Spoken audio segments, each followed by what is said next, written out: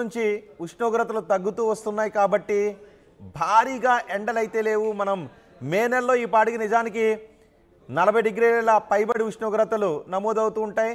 తెలుగు రాష్ట్రాల్లో కూడా ఇప్పటికీ మనం చూసాం 40 డిగ్రీల పైబడి ఉష్ణోగ్రతలు. కానీ ఇప్పుడు ఉష్ణోగ్రతలు కొంత తగ్గడంతో ఓటర్లకు ఎండలో నిలబడి గంటల పాటు ఓటు వేయాల్సిన అవసరం ఉండదు. కొంత మేఘావృతంగా ఉండటంతో కొంత ఉపశమనంగా ఫీల్ అవుతూ ఉంటారు.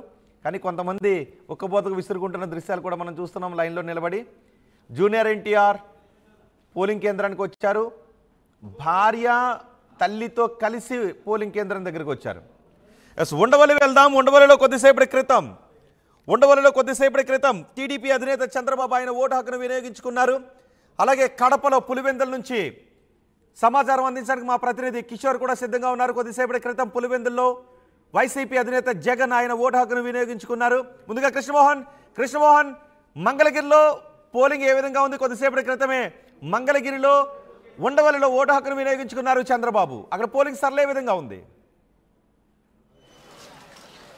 రోహిత్, మొత్తం మీద మంగళగిరిలో మాత్రం ఓటర్లు పోటెత్తారని చెప్పాలి. పెద్ద ఎత్తున కూడా ఉదయాన్నే మంగళగిరికి ఓటర్లందరూ చేరుకున్నారు. ముసలి వాళ్ళ దగ్గర నుంచి యువత అందరూ కూడా పెద్ద ఎత్తున ఇక్కడ చేరుకున్న పరిస్థితి అయితే ఉంది. పోలింగ్ బూత్లు ఇప్పుడే చంద్రబాబు తన ఓటు హక్కును వినియోగించుకొని ఇక్కడి నుంచి బయలుదేరి వెళ్ళారు. చంద్రబాబుతో పాటు ఆయన సతీమణి భువనేశ్వరి, నారా లోకేష్, తర్వాత కోడలు అందరూ కూడా ఇక్కడికి వచ్చారు. నలుగురు ఇక్కడ ఓటు హక్కును వినియోగించుకున్న పరిస్థితి అయితే మనం చూస్తున్నాం. ఇప్పుడే ఆయన మీడియాతో కూడా మాట్లాడుతూ ఉదయం జరిగిన చిల్లరబండ్ల సంఘటన ఏదైతే పల్నాడు జిల్లాలో జరిగిన సంఘటనలు కావచ్చు, లేకపోతే కడపలో జరిగిన కొన్ని 2 సంఘటనల మీద ఈసీకి మేము ఫిర్యాదు చేశామని చెప్పి చెప్తున్నారు.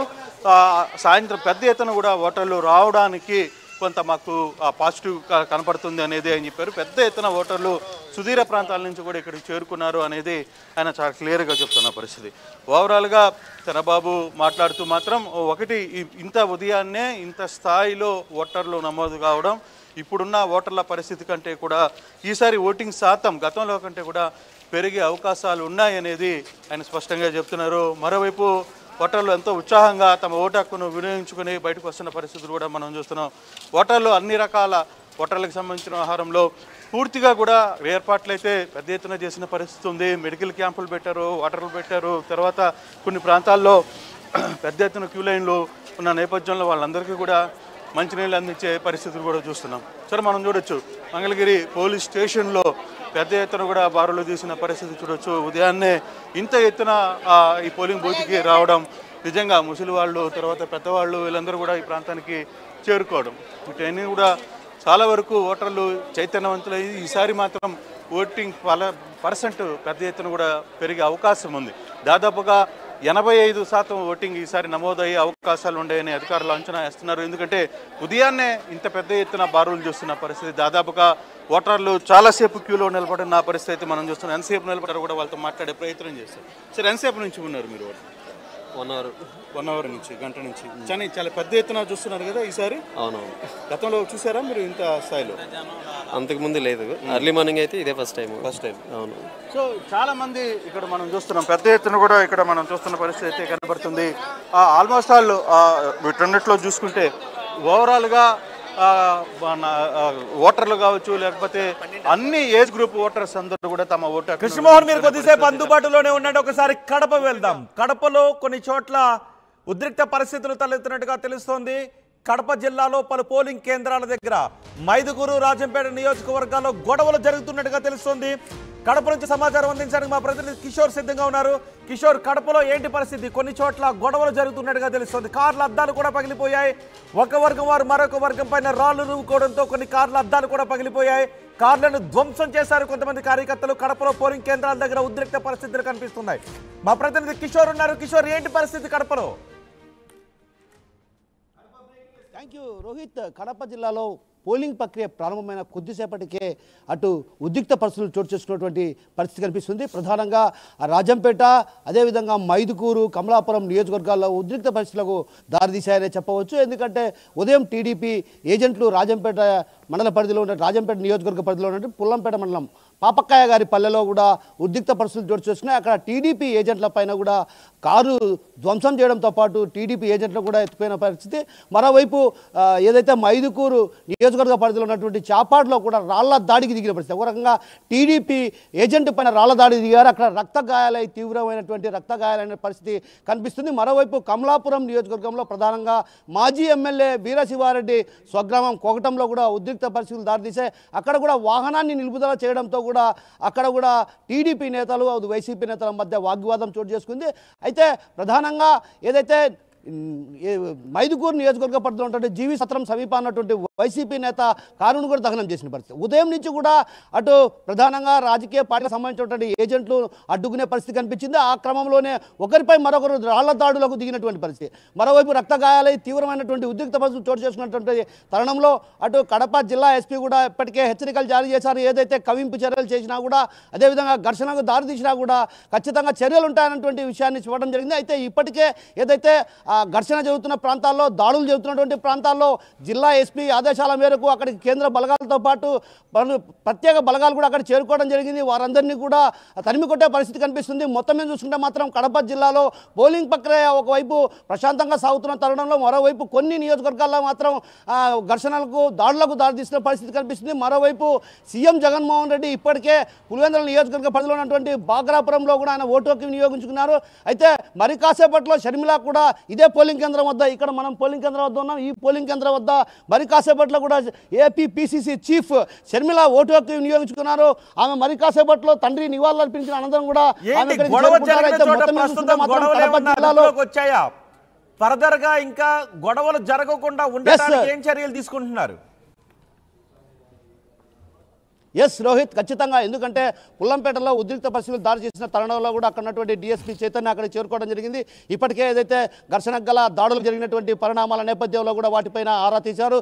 ఆరా తీసిన అనంతరం కూడా అక్కడ పెద్ద ఎత్తున పోలీస్ బలగాలను మోహరింపజేసి పికెట్ నిర్వహిస్తున్నారు. మరోవైపు ఏదైతే మైదుకూరు నియోజకవర్గ పరిధిలో ఉన్నటువంటి చాపాడులో కూడా పొల్లవోలు వంటి ప్రాంతాల్లో కూడా అక్కడ కూడా ఉద్రిక్త పరిస్థితులు దారితీశాయి. అక్కడ టీడీపీ ఏజెంట్ పైన దాడి చేసిన పరిస్థితి. ఆ దాడి చేసినటువంటి నేపథ్యంలో మైదుకూరు డిఎస్పీతో పాటు మరో ఎస్పీ కూడా అక్కడ చేరుకోవడం జరిగింది. ఇప్పుడే కేంద్ర సాయుధ బలగాలు కూడా అక్కడికి వెళ్ళడం జరిగింది. అదేవిధంగా ప్రత్యేకమైనటువంటి పోలీసుల విభాగం కూడా అక్కడికి వెళ్ళడం జరిగింది. అక్కడంతా కూడా గొడవలను సద్దుమణిగించే ప్రయత్నాలు కొనసాగిస్తున్నారు. మరోవైపు ఎక్కడెక్కడైతే ఉద్రిక్త పరిస్థితులు చోటు చేసుకున్నారో ఆయా ప్రాంతాలపైన కూడా ప్రత్యేకమైనటువంటి ఒక నిఘా ఏర్పాటు చేశారు. ఇప్పటికే ఎస్పీ సాంకేతిక పరిజ్ఞానంతో కూడా ఆయన నిఘాను ఏర్పాటు చేశారు. అయితే ఇప్పటికి మాత్రం ప్రస్తుతం సద్దుమణిగే పరిస్థితి లేదనే చెప్పవచ్చు. కొన్ని ప్రాంతాల్లో మాత్రం ఇప్పటికి కూడా ఉద్రిక్త పరిస్థితి కొనసాగుతుందనే చెప్పవచ్చు. ఎందుకంటే టీడీపీ వైసీపీల మధ్య హోరాహోరీ పోరు జరుగుతున్నటువంటి చిరంజీవి ఓటాకును వినియోగించుకున్న తర్వాత మాట్లాడుతున్నారు. ఆయన ఏం మాట్లాడుతున్నారో చూద్దాం.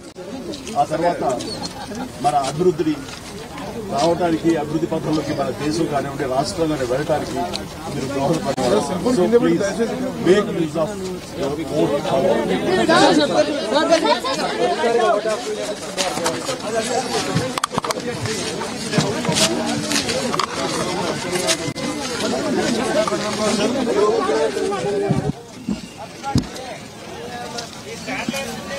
యూట్యూబ్ వాళ్ళకి సెన్స్ లేక ఇదంతా.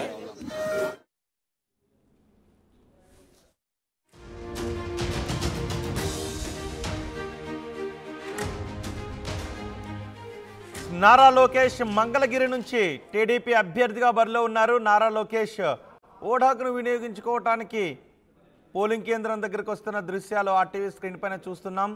నారా లోకేష్ కూడా సతీ సమేతంగా ఓటు హక్కును వినియోగించుకోవటానికి పోలింగ్ కేంద్రం దగ్గరికి వస్తున్నారు. అక్కడ ఉన్న ఓటర్లకు అభివాదం చేసుకుంటూ ఆయన మీడియాతో మాట్లాడుతూ వెళ్తున్నారు. అందరూ ఓటు హక్కును వినియోగించుకోవాలని కోరుతున్నారు. ఒకసారి ఆయన ఏం మాట్లాడుతున్నారో చూద్దాం. Please please please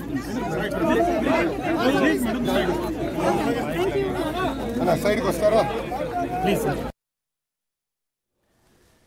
Nara Lokesh దంపతులు ఓటు హక్కును వినియోగించుకున్న తర్వాత సిరా మార్కును మీడియాకు చూపిస్తున్నారు, మీడియా కెమెరాలకు. లోకేష్ మంగళగిరి నుంచి బరిలో ఉన్నారు. కొద్దిసేపటి క్రితం మంగళగిరి నియోజకవర్గంలోనే ఓటు హక్కును వినియోగించుకున్నారు టీడీపీ అధినేత చంద్రబాబు నాయుడు. డీకేఆర్ని మీడియాతో మాట్లాడుతున్నారు. ఏం మాట్లాడుతున్నారో చూద్దాం. నా బూత్ 113 బూత్ నంబర్ టీచర్స్ కాలనీలో బ్రిలియన్ స్కూల్లో ఇంతకుముందే నా ఓటు హక్కును నేను వినియోగించుకున్నా. ఈరోజు రాష్ట్ర వాతావరణం కూడా ఈరోజు చాలా బ్రహ్మాండమైనటువంటి అనుకూలత. రాత్రి నుంచి వర్షం పడడం, మన నరేంద్ర మోదీ గారు వచ్చిపోయినప్పటి నుంచి కూడా వాతావరణం చల్లబడ్డది. వారు వచ్చిన రోజు నుంచి సాయంత్రం వర్షం, ఆ తర్వాత ఈరోజు పోలింగ్ రోజు కూడా రాత్రి వర్షం పడి చల్లబడడం. ఎందుకంటే చాలా విపరీతమైనటువంటి ఎండలు ఉండే. ఆ ఎండల్లో మధ్యాహ్నం టైంలో బయటికి రావడానికి కూడా కష్టమైనటువంటి పరిస్థితుల్లో చాలా మంది ఓటుకు వేయడానికి ఆ ఎండల్లో రాగలుగుతారా లేదా, సాయంత్రం పూట పెద్ద ఎత్తున రద్దీ ఏర్పడుతుందేమో, పొద్దునే పోలింగ్ బూత్లు కూడా రద్దీ ఏర్పడుతుందేమో అనుకున్నాం. అటువంటి ప్రశాంతంగా ఈరోజు పోలింగ్ ప్రారంభమైంది. 7 గంటల నుంచే క్యూలో ఉన్నటువంటి వారు వాళ్ళ యొక్క ఓటు హక్కును వినియోగించుకుంటున్నారు. రాష్ట్ర వ్యాప్తంగా, దేశవ్యాప్తంగా వాళ్ళ జరుగుతున్నటువంటి ఈ పార్లమెంట్ ఎన్నికలు ఎక్కడ చూసినా నరేంద్ర మోదీ, ఎక్కడ చూసినా భారతీయ జనతా పార్టీ అనేటువంటి నినాదం మనం వింటున్నట్టుగానే తెలంగాణలో కూడా భారతీయ జనతా పార్టీ పెద్ద ఎత్తున 12 నుంచి 15 స్థానాలను గెలుచుకుంటుందని, అదే దాంట్లో మహబూబ్ నగర్ స్థానం మొట్టమొదటి స్థానంలో ఉందని, మహబూబ్ నగర్ పార్లమెంట్ మొట్టమొదటి స్థానంలో భారతీయ జనతా పార్టీ గెలుచుకుంటుందని ఈరోజు ప్రజలంతా కూడా పెద్ద ఎత్తున ఫోన్లు చేస్తూ ఉన్నారు రాత్రి నుంచి. అమ్మ నువ్వేమి ఇది కావద్దు, వాళ్ళు డబ్బులు పంచినా ఓటు వేయరు, వాళ్ళు డబ్బులు ఇచ్చిపోయినా అయినా మేము ఓటు వేయం, మేము ఓటు వేసేది మా భారతీయ జనతా పార్టీకి, నరేంద్ర మోదీ గారికి ఇస్తాం, మా ఓటును ఈ 300కు 500కు 1000కు 2000కు అమ్ముకోము. వాళ్ళు ఒక దగ్గర 3000 ఇచ్చి, ఒక దగ్గర 2000 ఇచ్చిండ్రు, ఒక దగ్గర 1500 ఇచ్చిండ్రు, ఒక దగ్గర 500 ఇచ్చిండ్రు, ఒక దగ్గర 200 ఇచ్చిండ్రు. అట్లా వాళ్ళకి ఎక్కడెక్కడ ఎట్లా ఉంటే అట్లా వాళ్ళు ఈరోజు కాంగ్రెస్ పార్టీ వాళ్ళు రాత్రంతా విచ్చలవిడిగా 7 నియోజకవర్గాల్లో కూడా డబ్బులు వెదజల్లిండ్రు. ఇప్పటికీ ఇంకా పంచుతూనే ఉన్నారు. ఏది ఏమైనప్పటికీ ప్రజలు నిర్ణయం చేసుకున్నారు. ఇవాళ ఈ దేశం కోసం, ఈ దేశంలో ధర్మం కోసం నరేంద్ర మోదీ గారి నాయకత్వం ఉండాలి. పేద ప్రజల యొక్క అభివృద్ధి కోసం ఈరోజు కరోనా టీకాలు ఇచ్చి ప్రాణాలు కాపాడిండు ప్రజలని. అదేవిధంగా ప్రతి ఒక్కరికి ఉచిత రేషన్ బియ్యం ఇచ్చి వాళ్ళ ఆకలి తీరుస్తున్నటువంటి నరేంద్ర మోదీ గారిని, రైతులకు ఈరోజు కిసాన్ సమ్మాన్ నిధి ఇచ్చి అండగా నిలబడ్డటువంటి నరేంద్ర మోదీ గారిని, రైతులు, మహిళలు, పెద్ద ఎత్తున పేదవాళ్ళు, ప్రతి ఒక్క వర్గం వాళ్ళు నరేంద్ర మోదీ గారి యొక్క కేంద్ర ప్రభుత్వం ద్వారా లబ్ధి పొందినటువంటి ప్రతి ఒక్క లబ్ధిదారులు కూడా, అదే కాకుండా ఈరోజు విద్యావంతులు, విద్యార్థులు, నిరుద్యోగులు, అన్ని కులాలు, అన్ని బీసీ, ఎస్సీ, ఎస్టీ అన్ని కులాల వాళ్ళు కూడా, అన్ని కులాలు, మహిళలు ప్రతి ఒక్కరూ ఈరోజు నరేంద్ర మోదీ గారి నాయకత్వంలో మరి భారతీయ జనతా పార్టీ రావాలని కోరుకుంటున్నటువంటి నేపథ్యంలో ఈరోజు దేశవ్యాప్తంగా కూడా నరేంద్ర మోదీ అంటున్నట్టుగానే మహబూబ్ నగర్ పార్లమెంట్ కూడా నరేంద్ర మోదీ గారిని గెలిపించాలని ప్రజలు నిర్ణయం చేసుకున్నారు. మొన్న నారాయణపేటలో జరిగిన సభ కానీ విని చాలా ఉత్సాహంగా కొనసాగుతోంది. పోలింగ్ కేంద్రాల దగ్గరకు భారీగానే ఓటర్లు చేరుకుంటూ ఉన్నారు. ఎక్కడెక్కడ ఎంతెంత శాతం పోలింగ్ నమోదైందో ఆర్టీవీ వివరిస్తోంది. నియోజకవర్గాల వారీగా, ప్రాంతాల వారీగా ఎక్కడెక్కడ పోలింగ్ శాతం ఎంతెంత నమోదైందో మీకు ఆర్టీవీ చూపిస్తోంది. సమయం ప్రస్తుతం 8:40 అవుతుంది. 7 గంటలకు పోలింగ్ ప్రారంభమైంది. దెందులూరులో 2%, గుడివాడలో 4%, గన్నవరంలో 3%, కడపలో 3% పోలింగ్ నమోదైంది. ఇక అమలాపురంలో 4% పోలింగ్ నమోదైంది. కడపలో 3%, ప్రొద్దుటూరులో 4% పోలింగ్ నమోదైంది. రాజమండ్రిలో 3%, రాజానగరంలో 3.5% పోలింగ్ నమోదైంది. గుడివాడలో 4% పోలింగ్ నమోదైంది. గుంటూరు వెస్ట్లో 3% పోలింగ్ నమోదైంది ఇప్పటివరకు. కడపలో 3% పోలింగ్ నమోదైంది. పిఠాపురంలో 5% పోలింగ్ నమోదైంది. పిఠాపురంలో పోలింగ్ ఉత్సాహంగానే కొనసాగుతున్నట్టు కనిపిస్తుంది. రాజమండ్రిలో 3, రాజానగర్లో 3.5, పులివెందులో 3%, రంపచోడవరంలో 2% పోలింగ్ నమోదైంది. 5% పోలింగ్ నమోదైంది పిఠాపురంలో. గుంటూరు వెస్ట్లో 3% పోలింగ్ నమోదైంది. పోలింగ్ కేంద్రాల దగ్గరికి భారీగా తరలి వస్తున్నారు. పోలింగ్ ప్రారంభం దగ్గర మనం నారా లొకేషన్ ఆర్టీవీ స్క్రీన్ పైన చూడొచ్చు. ఓటు హక్కును వినియోగించుకున్న తర్వాత శరమార్కును జనాలకి, మీడియా కెమెరాలకి చూపిస్తూ అభివాదం చేస్తూ ఆయన అక్కడ నుంచి వెళ్తున్నారు. అల్లు అర్జున్ కూడా ఓటు హక్కును వినియోగించుకున్నప్పటి దృశ్యాలు చూడొచ్చు. ఓటు హక్కును వినియోగించుకోవడానికి సెలబ్రిటీలు, రాజకీయ ప్రముఖులు ఆయా పోలింగ్ కేంద్రాలకు తరలి వస్తున్నారు. కొద్దిసేపటి క్రితమే వైఎస్ జగన్మోహన్ రెడ్డి పులివెందుల్లో ఆయన ఓటు హక్కును వినియోగించుకుని వెళ్లారు. చంద్రబాబు నాయుడు కూడా మంగళగిరిలో ఆయన ఓటు హక్కును వినియోగించుకుని వెళ్లారు. ఆంధ్రప్రదేశ్లో 175 అసెంబ్లీ నియోజకవర్గాలకు 25 లోక్సభ స్థానాలకు ఎన్నికలు జరుగుతున్నాయి.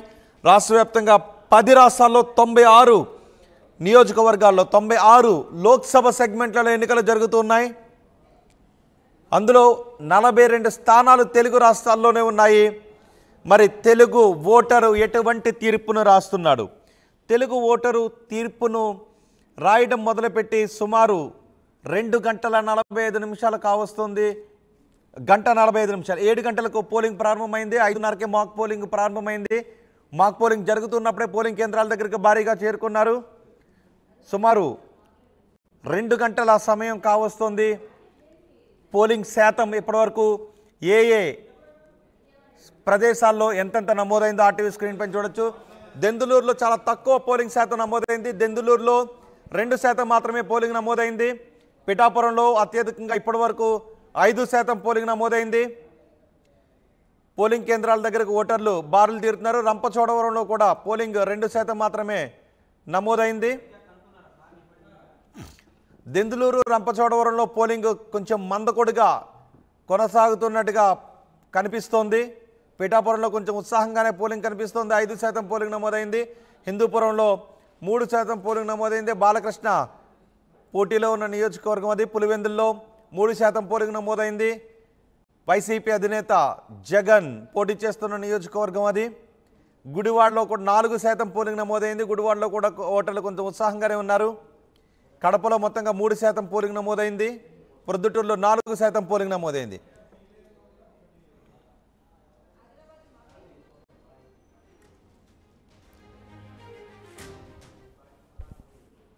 చంద్రబాబు నాయుడు ఓటు హక్కును వినియోగించుకోవడానికి పోలింగ్ కేంద్రానికి వచ్చినప్పుడు దృశ్యాలు చూస్తూ ఉన్నాం. ఈసారి ఆంధ్రప్రదేశ్ ఓటరు రాయబోయే తీర్పు ఏంటి? ఈ విషయంపై చాలా ఆసక్తి కనిపిస్తోంది. తెలుగు రాష్ట్రాల ఆంధ్రప్రదేశ్ ఎన్నికల ఫలితాలు ఎలా ఉంటాయి, ఎంత శాతం పోలింగ్ నమోదవుతుంది అని చాలా ఆసక్తిని చూపిస్తున్నారు. హైదరాబాద్ నుంచి భారీగా ఓటు హక్కును వినియోగించుకోవడానికి ఆంధ్రప్రదేశ్కు ఓటర్లు తరలి వెళ్లారు. నారా లోకేష్, నారా బ్రాహ్మణి ఓటు హక్కును వినియోగించుకొని ఇంక్ మార్కును మీడియా కెమెరాలకు పబ్లిక్కి చూపిస్తున్న దృశ్యాలు చూస్తూ ఉన్నాం. ఈసారి ఆంధ్రప్రదేశ్ ఓటరు ముఖ్యమంత్రి పీఠంపై ఎవరిని కూర్చోబెడుతున్నాడు?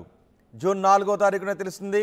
ముఖ్యమంత్రి పీఠంపై కూర్చోబెట్టడానికి ఎటువంటి తీర్పును రాస్తున్నాడు? ఏ పార్టీ నుంచి ఎంతమందిని చట్టసభకు పంపించాలి అని అనుకుంటున్నాడు? ఆ తీర్పును రాస్తూ ఉన్నాడు ఆంధ్రప్రదేశ్ ఓటరు. అసెంబ్లీ ఫ్లోర్ లీడర్గా ఎవరిని ఆంధ్రప్రదేశ్ ఓటరు నియమించబోతున్నాడు? ఒకసారి మనం బ్రేకింగ్ న్యూస్ చూస్తున్నాం. కడప జిల్లాలో పలు చోట్ల ఉద్రిక్త పరిస్థితులు కనిపిస్తున్నాయి. మైదుకూరు, రాజంపేట నియోజకవర్గాల్లో గొడవలు చోటు చేసుకున్నాయి. అక్కడ ఇరు వర్గాలు ఒకరికొకరు రాళ్లు రువ్వుకోవడంతో కొన్ని కార్ల అద్దాలు ధ్వంసమయ్యాయి. చాపాడు మండలం చిన్న గలవలూరులో టెన్షన్ వాతావరణం తలెత్తింది. తెలుగుదేశం ఏజెంటుపై వైసీపీ నేతలు దాడి చేశారని చెప్తున్నారు. పుల్లంపేట మండలం పాపక్క గారిపల్లిలో ఈ దాడి జరిగింది. అక్కడ కార్లను ధ్వంసం చేశారు కార్యకర్తలు. ధ్వంసమైన కార్లను కూడా మనం చూస్తున్నాం. పులివెందులో కొన్ని సమస్యాత్మక ప్రాంతాలు ఉన్నాయి. అక్కడ అదనపు భద్రతా బలగాలను మోహరించారు అధికారులు. అయినప్పటికీ కొన్ని చెదురుమదురు గొడవలు చోటు చేసుకుంటూ ఉన్నాయి. ఎన్నికలను ప్రశాంత వాతావరణంలో నిర్వహించటానికి ఈసీ అన్ని ఏర్పాట్లు చేసింది. అదనపు బలగాలను సమస్యాత్మక ప్రాంతాలలో అదనపు బలగాలను మోహరించారు. మొత్తం 46,389 పోలింగ్ బూత్లుంటే 12,439 బూత్లను సమస్యాత్మక బూత్లుగా గుర్తించారు. అక్కడ అదనపు బలగాలను ఏర్పాటు చేశారు.